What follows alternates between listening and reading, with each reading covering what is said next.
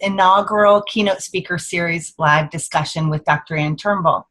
The Keynote Speaker Series was created to provide our membership and practitioners at large with a unique access to lead researchers and seminal scholars in the field through focused study of key articles, video presentations, and extended interactions and conversation as we will have today.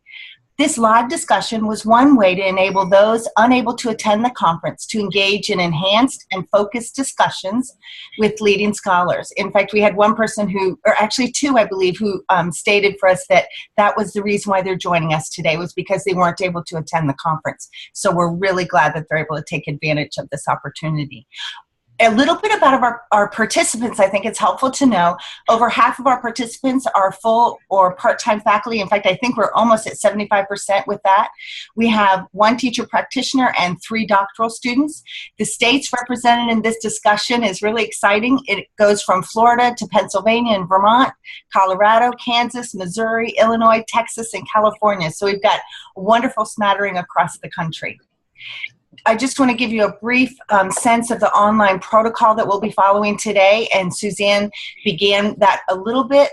I will serve as the discussion facilitator, and I suppose I should introduce myself, Dr. Kathleen Becht, and I'm out of the University of Central Florida presently. Dr. Ann Turnbull will begin with a short introduction and hello, and then I'll begin with questions for Ann. While participants will not be able to ask questions directly to Dr. Turnbull, you will be able to provide, as Suzanne said, questions in the chat box, which is on the far right bottom of your screen. Our moderators, Dr. Kathy Thomas and Dr. Suzanne James, will, as time permits, break in with your questions and ask those for Ann to answer. So let me give you just a brief synopsis, because it's a very long, wonderful story of what Dr. Ann Turnbull has contributed to our field. Dr. Ann Turnbull has been a professor, teacher, researcher, and advocate for individuals with disabilities, for their families, and service providers for more than 35 years. She started at the age of 10. As the co-founder of the Beach Center on Disability, Dr. Turnbull has been instrumental in developing a vital hub of national and international research and development on contemporary issues impacting the quality of life for individuals with disabilities and certainly with their families. Ann has been principal investigator for over 25 federally funded research grants and has authored 33 books and over 250 articles and chapters. Ann's leadership in the national, professional, and family organizations, her research, service, and leadership scholarship has truly changed the course of history for individuals with intellectual and developmental disabilities. Dr. Turnbull is also a very prestigious teacher, is also a student of a very prestigious teacher, Jay Turnbull, her son, who lived an enviable life, teaching all who had the opportunity to be a part of his community. So having said that, I'd like to turn it over to Ann and ask you just to give us a brief hello and good morning, or good afternoon. Depending on your time zone. Exactly. Hello, everyone. I'm really happy to be with you, and Kathy, the 2 Kathys, and Suzanne. I just thank you for your creativity. I think it's just wonderful when there are new and different ways of people connecting, and it's hard to find time in our schedules often to create something new, because we step out on a limb and we don't know exactly how to do it, and it's hard to figure out. And Kathy Beck and Kathy Thomas and Suzanne James have done that, and I really thank you. And I thank you participants who are here, because it's fun to connect with you. I retired last December, and I don't get to be around my people as much as I did for so long, and it's such a joy for me to have this opportunity. And I look forward to sharing with you, giving you a preview of the keynote that I'll be giving at the TED conference. And also I welcome any of your questions, and I welcome any follow-up emails from you. My email address is turnbull@ku.edu, and any of you who would like to follow up afterwards, I would just be happy to hear from you. So, Kathy, let's let's roll. Thank you. Thank you for that, Ann, and for sharing your email as well. And as you brought up, this is an inaugural professional PD that we're trying through TED. So as we go through, so far things are going great, but please do be patient with us as we learn from what we're doing. So thank you everyone for joining us. So Ann, I'll start with the first question, which was particularly for the benefit of our early career professionals. Would you share with us how your early career evolved in terms of forming the foundation for your national leadership?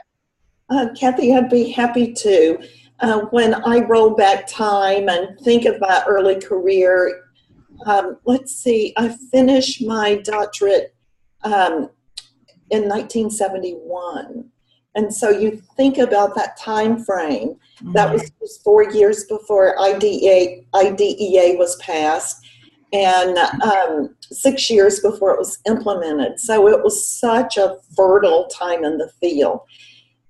For those of you starting out and wondering, will you ever have enough publications to get tenure? I'll tell you that when I finished my degree, I had no publications and no presentations.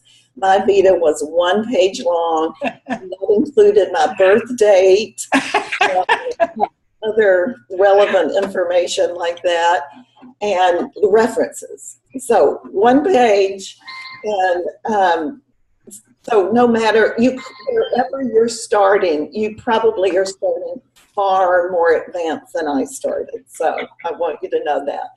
When I look back at factors that put me on the road to publishing, I think, and these are idiosyncratic, but I met Rudd in, let's see, 1973. And he's 10 years older than I am. And he was at the University of North Carolina at Chapel Hill. I'd just taken a job in Chapel Hill. And he had a son, Jay, from a previous marriage who was 7 years old at the time. And so Rudd and Jay were so instrumental. I probably shouldn't admit this, but when Rudd and I were driving home from our honeymoon, which was at the beach, North Carolina beach, we outlined our first article. Now, I could probably be ashamed of that, you know, talking about balance in one's life. And here we were on our honeymoon, outlining an article that was deinstitutionalization in the law. And we were just at the point of bringing Jay home from a residential program he'd been in, because his biological mother had significant mental health challenges and was not able to care for him. And so Rudd and Jay, Rudd is a writing mentor in a lot of ways, because I'd had very little writing experience in graduate school. And Jay as this 24/7 opportunity to live and learn. And just like this first article, deinstitutionalization in the law, was really following our personal experiences. Sure. Also, because all of you can't necessarily go out and marry someone who's going to be a writing mentor and have his 7-year-old child come live with you.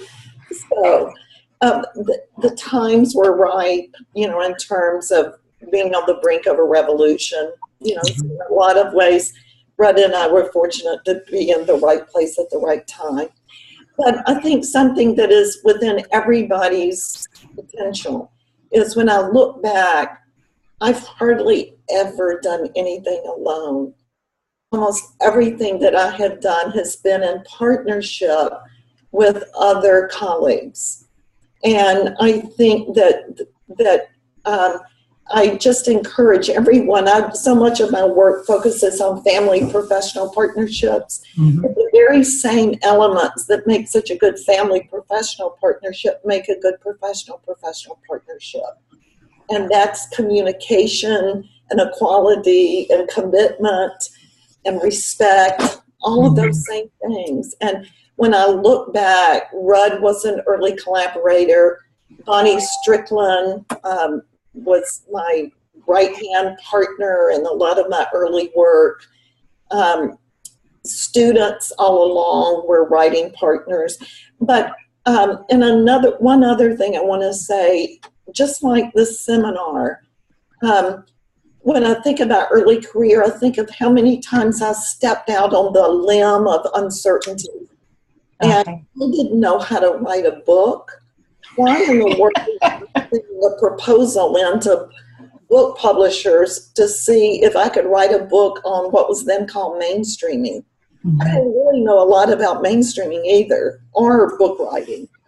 But, you know, just like we talk about for people with disabilities, the readiness model, that instead of thinking that people with disabilities have to be in sheltered workshops until they're ready to work, the only way to get ready to work is to work. And the only way to get ready to write a book is to write a book. And so for all of you who think, oh, I don't know how to do that, my best advice to you is get a reliable ally, a professional partner. I never would have been I never wrote any, I think maybe I have one or two single authored papers, no single authored books. And find your partner, get your courage up, step out into the unknown, and you will learn. And that one of my mentors, who's now 47 years old, Dick Shivelbush at the University of Kansas, said he never did anything he was competent to do. He was always working 100 and 200 degrees beyond his competence, and that's what made him more competent. And so I just encourage all of you to remember my one-page Vita. Yes. The only way it got publications was to step out into the unknown with a reliable ally and work very, very hard. My father had an expression that you have to sit at the saw and saw. And that means you have to put your seat in the chair and stay there for a long time. Developing the capacity for sustained effort is a key aspect. And that is just so rewarding to me and to, I know so many people listening, and I know this is something I'm going to get to use in my doctoral courses as well, in encouraging people, you know, first of all, just the Vita, but second of all, the readiness model. That's just perfect, because that's where we're all so afraid we're not quite ready. And that is just phenomenal to me, to look at it from that perspective. Thank you for that. That's I think will speak to many, many people. So glad. And remember, when you look at your Vita, to think of my one-page Vita, it included references. Yeah. One page. I love it. That's so helpful. So again, I think following up a little bit with that and looking at your work and your research, what would you tell us are the aspects that you feel really most informed the field of special education? And whether that was, 20 years ago or through now, it's whatever you choose. What are those aspects that informed us the most? I think that the aspects of the work that I've done that have been the most influential, and I say this with great humility, but I think for Rudd and I both, we have been family voices within the academic community. And so we've brought this 24/7 sense of priority and issues, and our focus has changed as our son Jay grew, so we kind of went through the full lifespan of elementary education. Jay was already 7 when Rudd and I married, but elementary, secondary, transition, and then adulthood. And so I think the lifespan focus, we've tried, and this is going to be a key part of my TED presentation, is the lack of opportunity now for adults.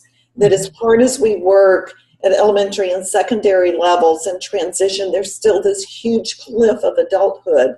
And unless all of us work as advocates to spread special education over lifespan education rather than to just 21, then the quality of life of people with disabilities is going to be so much lower. Because Rudd and I live the adult lifespan each day, we bring that back to what can be done to best prepare for that. So I think that has been influential. When I read other people's work, what I see of my work that's most cited, I think, is the family systems work that I was primarily focusing on as a top priority in the 80s and 90s. But the idea that families are as different as students are different. And just as we need to individualize for students, we need to individualize for families. Because what one family is going to find really helpful, another family might find very unhelpful. So I think that message of looking at families as individuals and having a family systems framework to do that has been helpful.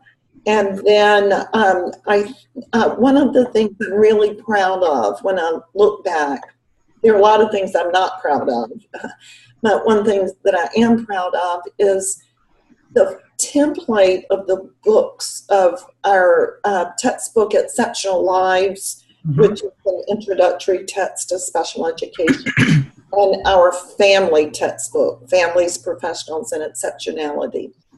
In both of those books, I think that our editor at Pearson, Ann Davis, the special ed editor, tells us that our books set a new template for making textbooks more human. And we start each chapter with a real story of real student and real family and real teacher, and we weave that through the chapter. And Anne has said that is what has distinguished our book, and it's made it consistently for both books top sellers for their market. But also other textbook authors have started doing that. And that makes me feel good, and I know that that's so much a part of Jay's influence, that you don't look at evidence-based practice. You don't just look at the law, but you look at people and their preferences and strengths and their fears and all of their humanity. And when you put humanity and policy and evidence-based practice together, along with values of high expectations and ethics of dignity, then a full package. And I think that's what our books try to do. And we're still trying, because one of those is in their 8th edition and the other's in its 7th edition. And every edition we're trying to make it better. Well, Anne, the consensus from the group chat box is that there are several of us using your textbooks. Right. And one of the favorite things about your textbooks are those stories at the beginning, that they humanize the coursework for our students, and we appreciate that greatly. So good to hear. Rudd is the author of the stories, and he loves to go visit the people in the story if he possibly can, depending upon where they live, or have extensive telephone calls and listen, and then put it together so that it's fun to read. And it's just such a valued thing. And this brings up a point that I'll share. Rudd and I really learned to work on those books together when, instead of each of us trying to do the same thing, like me writing half of the stories and him writing half the stories, and me doing half the research and he does half the research, we found, how do we specialize in what we each do best? How does our partnership focus on our strength?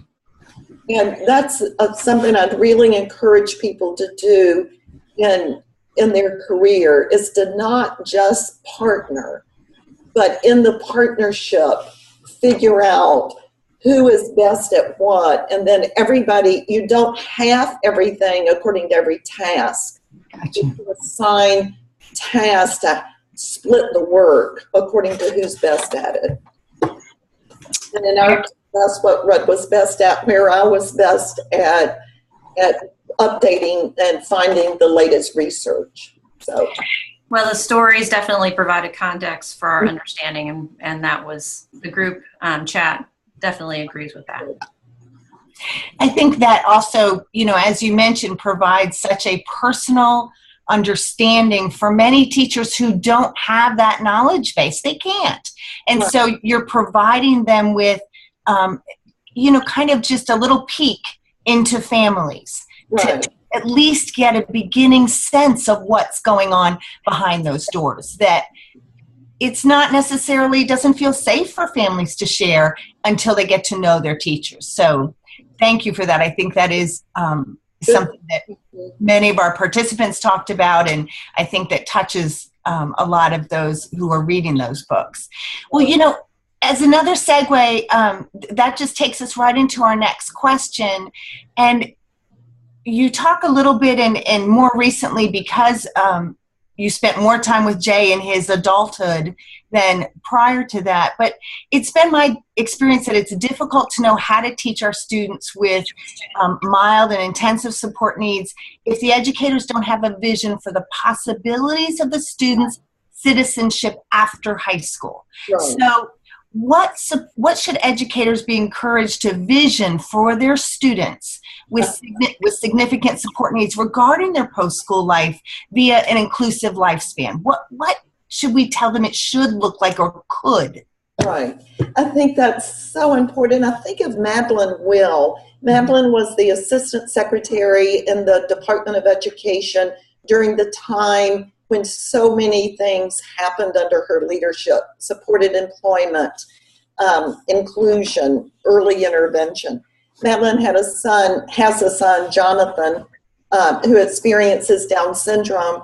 And Madeline said at the time, if she had had the vision when John was in preschool, that he could work and have a job as an adult, it would have changed so much of what she had done. Now, as an adult, Jonathan has a wonderful job with the Baltimore Orioles that he absolutely loves. He's a huge sports fan. But for so many years, Madeline really thought he didn't have a future because that was the message that everybody was giving. I think this ability for even starting an early intervention and in every age span to envision all the possibilities. Now, how do we make that happen? What I wish there could be, and at the Beat Center, we submitted a number of grants to do this, and we were sad that those were funded, but to develop almost like a one-stop website for families and for educators on success stories for adulthood, and also how that success happened. What were the key ingredients? And that's something CEC might do. Mm-hmm. It's something TED might do. But across the United States, there are what I call pioneer adults with disabilities and their families who have broken the glass ceiling over and over again. One of my favorite stories is my dear friend in Lawrence, Martha Blue Banning, whose son Ryan has Down syndrome, and Ryan is now probably in his mid to late 30s. After he was an inclusion pioneer, the school administrators hated Martha because she thought IDEA should be implemented. Considered her the parent from hell, and all she wanted was a quality education that met the requirement of least restricted placement. Mm-hmm. But after Ryan graduated, he had several jobs where he got fired, and it was mainly behavioral issues. Martha heard about the DD Council in the state, the Development Studies Council, offering grants to adults with disabilities and their families to start their own business. We did a lot of brainstorming based on Ryan's preferences of what would be a good business. Now, let me tell you his preferences and kind of think, what business would you think? He loves to be outside. He likes to move around rather than being in one place. He likes variety. He likes to wear a uniform. He really enjoys food. He enjoys talking with people and interacting. Okay, based on those preferences, kind of what, John, can you think of? And what we thought of is having vending machines, that he could have vending machines. So Martha wrote this grant. She got $10,000 and bought 3 vending machines. At my latest count, it may be more now, but Ryan had 11 vending machines. He's made so much money in this business. He's the boss. He has a job coach who he pays, who drives him. His brother-in-law is a graphic artist and made a logo that he has shirts, he has uniforms, he has the logo on his shirt, on his hat. Who would have thought that Ryan could own his own business? So there are Ryan stories all over the country. And so what I really wish could happen is collecting those stories. Now, while groups are working to develop this website, what can people do on their own? And there are successful adults in every community. And so, and as teacher educators, we often don't meet the adult network, but there are organizations in most communities like an independent living center or the local ARC, the organization for people with intellectual disabilities. So going to these organizations, finding out who are the people who are raising the bar of possibilities, getting them to participate in professional development at school. Yes. Getting them to come to a parent meeting and to share what they do, to have a panel of adults. So to have them mentor young people with disabilities. So these resources are available to us. And what we have to do, I think, as early childhood, elementary, secondary, and transition personnel is to expand our own network to adulthood, to gather stories that we see in the newspaper or magazines and post those in a certain place, to find blogs of successful adults. There are many different ways now through social media. So I think the more we know possibilities, the more we can envision that Ryan is not headed to a sheltered workshop. Ryan is not headed to the couch to watch TV for the rest of his life. He really has a way to contribute, to earn money, and to be a citizen of the community, just like every other person with a disability. And I think that, to me, is the critical component, is they are a citizen and they are participating, they have a mission, they have a purpose in their life, and a cause for which they're living. And so that's, I think, a really powerful piece to be able to get across to teachers, that every student with disabilities has a purpose. Right. I think that's so important, Kathy. And when you said a citizen, it reminded me about Jay and his work after he was, it's a long, long story, but after he was expelled from a sheltered workshop, he ended up at the University of Kansas for about 20 years. And the story of that is on the TED website in a video. that people, if they're interested in that story, can pursue. But and people, if they've seen that or read other things that we do, may know that very sadly, Jay died in 2009 when he was 41 years old, very unexpectedly, of a heart attack, of a massive heart attack. But in the memorial service, or actually in the memorial service, Mike Waymeyer, our dear friend and Jay's dear friend, and my phone is ringing. I'm going to turn that off. Mike said in the eulogy that he was so touched when he looked at the website of the University of Kansas after Jay had died, and the website said, "University mourns longtime employee, Jay Turnbull." And it didn't say, Mike was saying, it could have said "University mourns son of distinguished professors," or "University mourns special worker."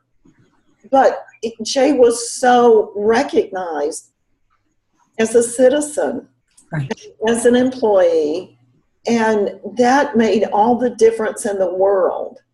Now, this is a young man who was expelled from the only adult program in Lawrence when he was 14. And I can't tell you how many times the staff at his high school and the shelter workshop reminded Rudd and me that he was the most disabled of any of the students in his group that were leaving the high school at that time. Why did we think it was so unrealistic for us to think? And probably we were just putting too much pressure on him, and that's why he was having these behavior problems. So the major issue here is don't give up on people. And if they're not doing well, it may be because it's a total mismatch of what we are expecting them to do. And that we need, if we are preference-based, and if we are strengths-based, and if we are creative and flexible, we can really design work environments and other things that will lead to success because they build on the students, what the student can do rather than what the student can't do. Right, building up their capacity to participate and to be successful. Yeah. Well, and that question was brought out by Stephanie Gardner. She asked, what would be that top advice we would give general educators about working with students with special needs in their classes? And I think the ideas that you guys have just said were key to that, the ideal that we look at all individuals as citizens who deserve the right to be full participants in society. So I appreciate that you really emphasize that. What also would you say is their responsibilities for those individuals to be included in the school day? In the general education school day. Well, I've had the privilege and joy of teaching undergraduate general ed students over the last several years and preparing them for inclusion. And it's so much fun at the beginning of the semester to realize that they're not quite sure why they're in the course, and this is very realistic, and how they really become advocates over the semester, and they see that it's possible to use universal design for instruction to be very creative. And with the general educators, when I was teaching the course, I tried to show them a lot of videos of students with disabilities in general ed classes doing very well. Some of their favorite classes were when adults with disabilities came in and talked about their education and talked about what teachers did that was really helpful and what teachers did that they felt held them back.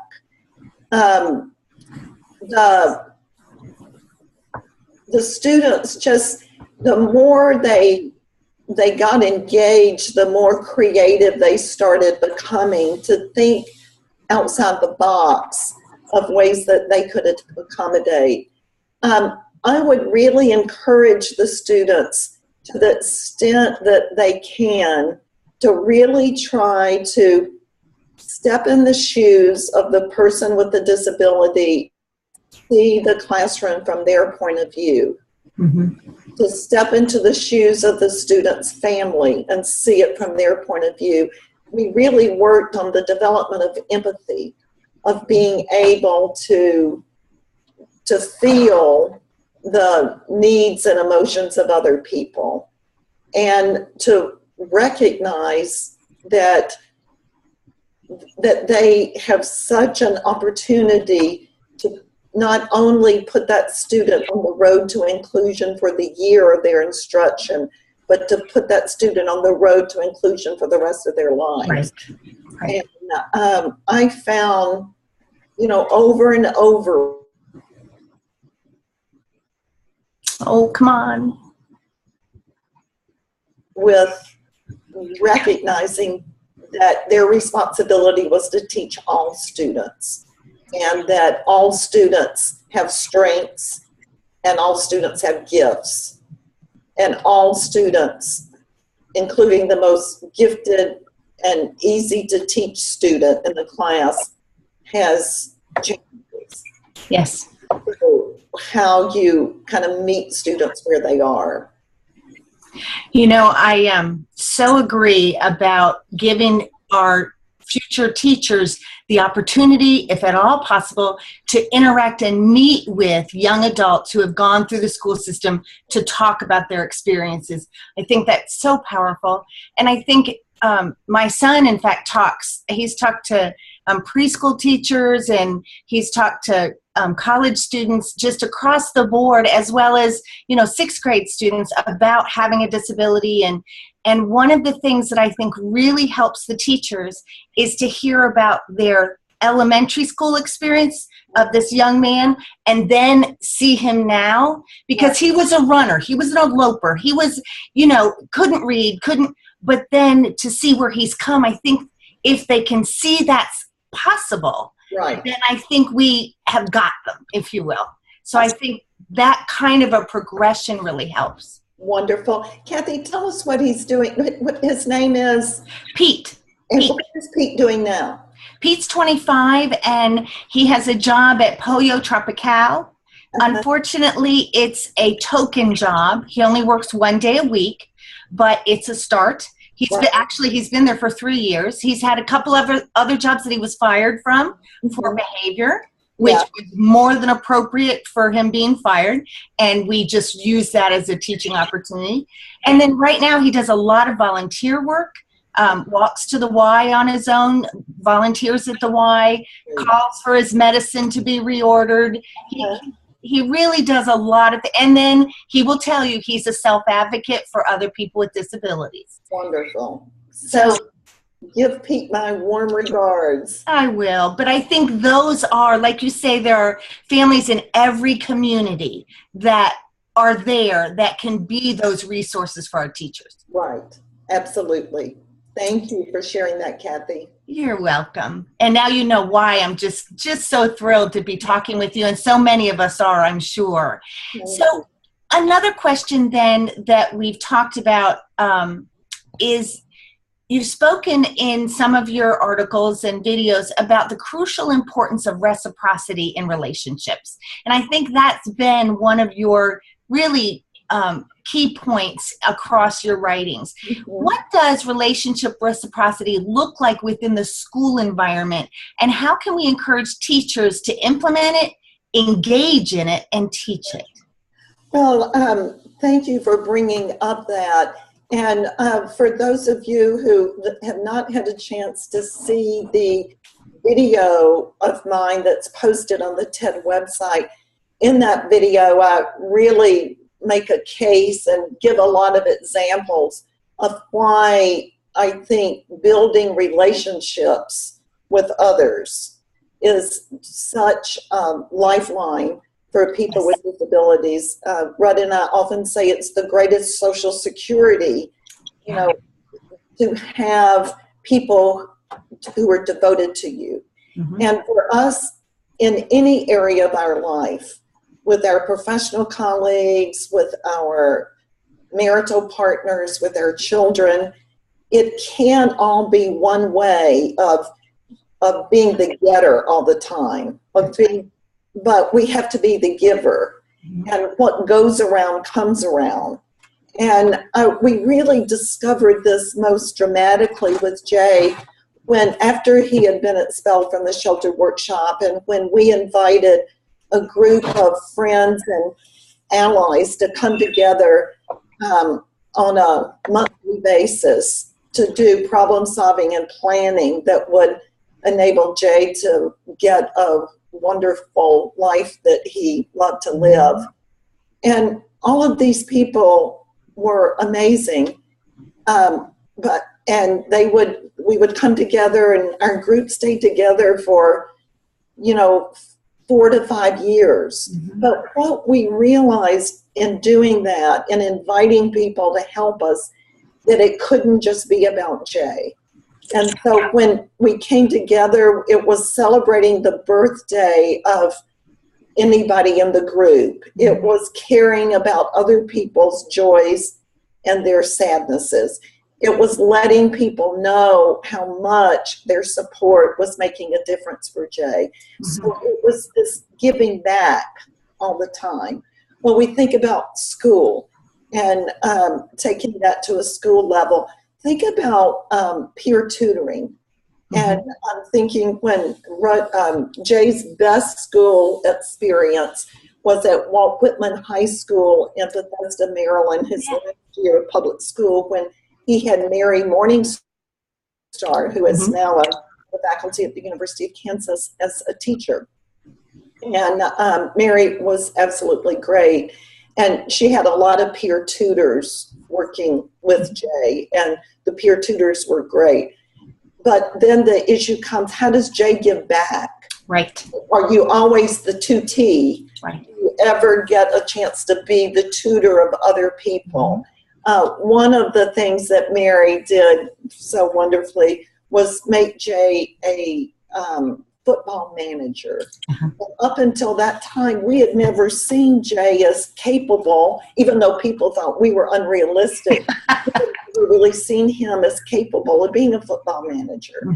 And there were several different tasks that he did, but his favorite one was giving players a towel every time they came off the field. Now, with his autism, every player got a towel whether he needed it or not. There was a very regular pattern that Jay was giving towels. But that gave Jay a way to contribute. And then that enabled him to sit with the football players at lunch or go on the bus to the games, be in the dressing room. For goodness sakes, it was like heaven on earth when he got a letter jacket. I mean, never did we think he would letter. But it was looking for a way for him to give.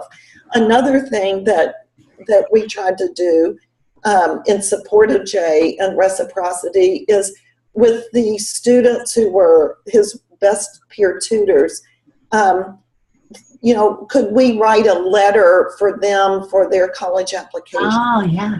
How do we look for ways to appreciate them?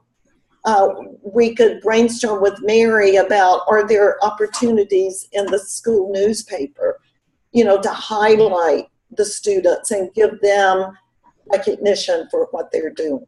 I'm always thinking about that. Another thing with Jay, we had a wonderful, wonderful speech and language consultant at University of Kansas, Jane Wagner.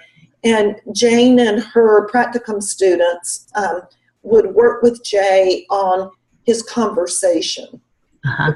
It was, the more he was getting friends, the friends were having to do the heavy load of relating, like asking him questions, trying to bring him out. So how could we teach Jay to reciprocate in communication to know the names of the children and pets of all of his friends so he could ask about them, to know the favorite sports team so he could ask about the sports team. How does he carry his weight of the conversation so he's expressing interest in his partner and he's not always being the one that other people are trying to engage? Right. So those are just some of the ways, always thinking of, to the extent possible, equalizing relationships and not having Jay as a project or as a person to be helped. Although he did need help, how could he give back? And I think that's really critical for the individuals with disabilities because that builds their sense of person. Right, exactly. Their self-esteem. You know, in transition planning now, there's a strong emphasis on person-centered planning. And in person-centered planning, we're really focused on what it is about the person, let's say Jay, that would bring him happiness. And we try to build this life around his preferences. But we all know with our friendships or with our marital partners, it's never all about us. It's always got to be about the other person too. And so I've thought we need relationship-centered planning. Yeah. Oh. So in transition planning, yes, and all along in school, do we really look at how do we support this individual with special needs to have the richest, most reciprocal relationships possible so that those relationships are going to refuel themselves and are going to go the full distance of time. And people are not going to burn out by saying, I can't go to one more meeting about Jay Turnbull because, you know, I've got a life too. Right. What we learned in those meetings is, and one person who came said couldn't decide whether it was a meeting or a party. Because we had to make the meetings fun. That's part of reciprocating. Right. We thought, how are typical IEP meetings done? Let's do the total opposite. Let's have it at home instead of at school. Let's don't have records. Let's don't use jargon. Let's have food. Let's even have drinks of all varieties. How can we really make this a joyful time? Absolutely. If you could change future educators and researchers with a pressing issue regarding partnerships with families to carry forward in their work, what would that be, Anne? I think one of my most powerful learning opportunities when I, probably about 20 years ago, first reached out to families from diverse backgrounds, family leaders from diverse backgrounds to form partnerships with them, the Beach Center and these families. And these were, some of them were angry, strident moms and dads who really felt like the school system in general and special education had stigmatized them through racism and discrimination. And when I reached out to them, because I felt I was not being stigmatizing and I was being respectful, I wanted them to reach back with the same intensity that I reached out to them, and they didn't. And it took them a long time to trust me. And that was hard for me to wait for their trust. And it was hard to not take it personally. What do you mean you don't trust me? And then the more I got to know them, and my dearest friend was Ursula Markey from New Orleans, who died just a month before Jay. Oh. Katrina really killed her spirit, and then her body followed. She served the families of the 9th Ward. She was amazing. But Ursula was very honest with me, and she said, Anne, I've never trusted a white person before. Why should I trust you? Mm-hmm. And she said, so many times researchers, and she saw me as a researcher from the university, researchers have come to my community, and they've dropped by for a touch of color, and then they've left, and they've never returned to us any benefit from their research. And their research, the way that they conducted it, only pointed out how disabled we are. Mm-hmm. So what I'm getting to is Ursula and I became the best of friends. And it took a long time, and we both had a lot of, laughter looking back on some of the bumps along the road. Yeah. We realized we were really on the same path. So this is my message. What my greatest hope would be is to reach out to the families who are the most disenfranchised, to reach out to the families who are hardest to partner with, to reach out to the families who are the most distrustful, and to not give up. Mm-hmm. And to do kind deeds and to be thoughtful time and time again, and to recognize that a lot of the time you're needing to invest is not because the so-called sins of what you have done, right, but because of the sins of what others have done before you. And that it takes some people a long time to overcome the distrust of their past. But remember Ursula, and remember me, and remember that we got on the very same page, and that we loved each other as sisters. Mm-hmm. That when she died, I went and stood by her grave, and I said, Ursula, you, after Jay Turnbull, have been my greatest teacher. Oh. There are no words to say thank you, but please be my guardian angel, and please save me a seat beside you, because I really hope we'll be united someday. So, and this was the person who just as soon would have spit on me at the beginning. Not she was disrespectful, but because she had been spit on so many times. So that's my hope, is it's easier to partner with parents like me than it is sometimes parents like Ursula. But my greatest learning and my greatest joy came from being her trusted sister. You have been so joyful and so authentic in all of what you have told us. It is just, and as I read the chats that are coming through, some say, now you're making me cry, Anne, and others said, you're so joyful. And I think that's what a big part of what makes you so powerful. And Kathy, I just saw an email from G. Francis. And Grace, that's you. And I don't know if any other former students are out there.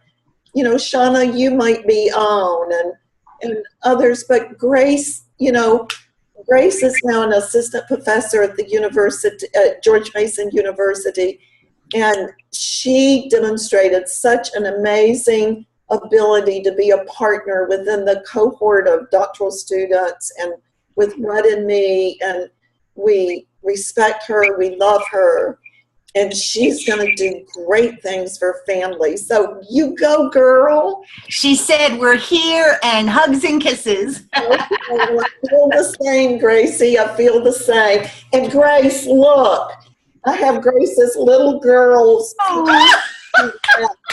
Totally cute. And Grace, they're on my desk. I've been meaning to put these to Eleanor in the mail. Are you sure those aren't Grace's? No, yeah, Grace Denise. Well, Anne, we are just about at the end of our time. I wanted to ask you if there were any other thoughts that you had that maybe you wanted to close with and share with us. Let's see. I would say keep your vision for great things for people with disabilities. Remember that when they graduate from high school, that's only about 1/4 of their life. Yeah. They've got 3/4 of their lives to live after that. And right now, there's no infrastructure for those 3/4 of the lifespan with continuing education, with adult education. As special education, I was part of the revolution to IDEA in the early 70s. And those of you are part of the revolution to move special education to be a lifespan education and not just for the first 21 years. Great things are happening. Grace was part of this in her previous work, and that is post-secondary.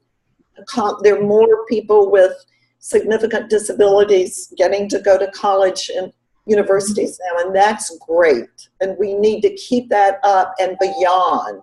So that is and another thing I want to say, gosh, I know our time's running out, but balance. I think if I could go back and do my life again, while my children were younger, I would write fewer articles and spend more time with them.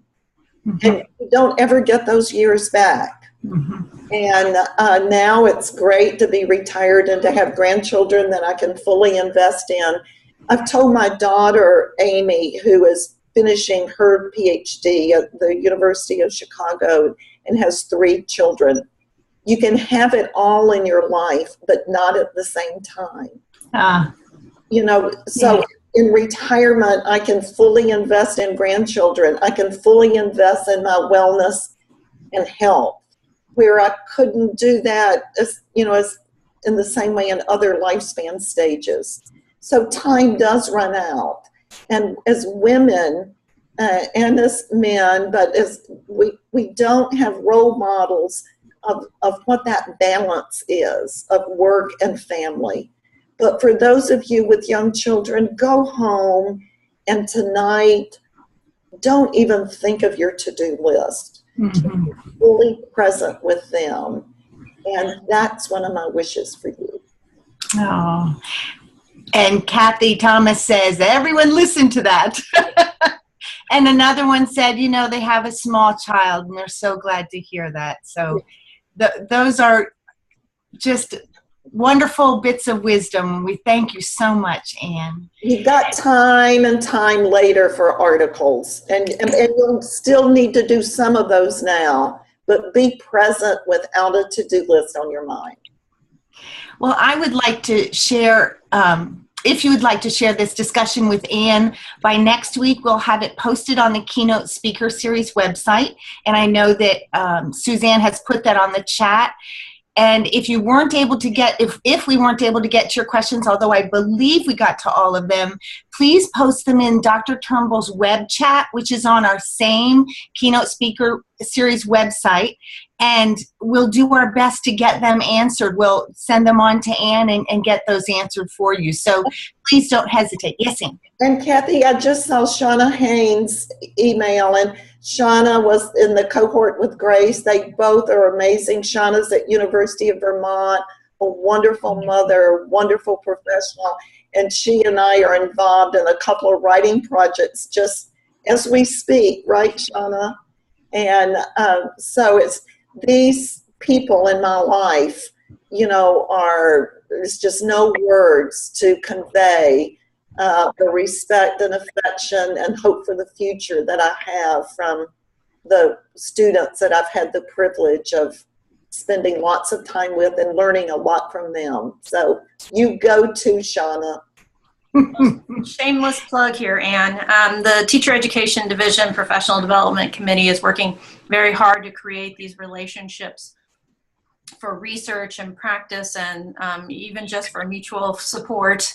And so at our conference, we are working with the small special education SIG to provide opportunities for individuals to get together who have like research interests and to form these cohorts of individuals who can rely on each other. And I feel like I'm just carrying on the model that I learned from you and from Don Deschler when I was in my college years myself.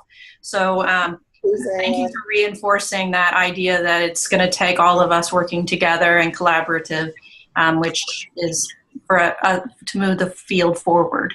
And you've been an excellent model. Suzanne, to reconnect with you, I remember our proposal class and where you sat on the left side of the table, remember? Yeah, I still have the view of that. That was really a special time. As I propped my head up from sleep, from being tired. You and I have shared so many parent experiences that are similar. I look forward to staying in touch. I want to say to people again, my email is turnbull@ku.edu if I can be helpful to you. I hope many of you will be in Phoenix at the conference. I'll really look forward to connecting with you and sharing. I'm working very hard on my presentation because I really do see lifespan education as the next revolution. And if there's a revolution, I for sure want to be part of it. Thank you, Ann. And everyone, I just want to remind you that you'll receive a follow-up brief questionnaire by email. Please do respond to this and provide us with information to help us improve on this type of a professional development. So we would really like to hear from you. You will get that within the next week, hopefully pretty soon. Just a short questionnaire to give us feedback. Anything else, Suzanne? I think we're going to. Here I am. No, I think we're great, and I appreciate everyone contributing today and for the team effort to make this possible for professional learning for our individuals. And Ann, thank you so much. Thanks for attending. It's been fun. Thank you, Ann. Bye. Bye-bye.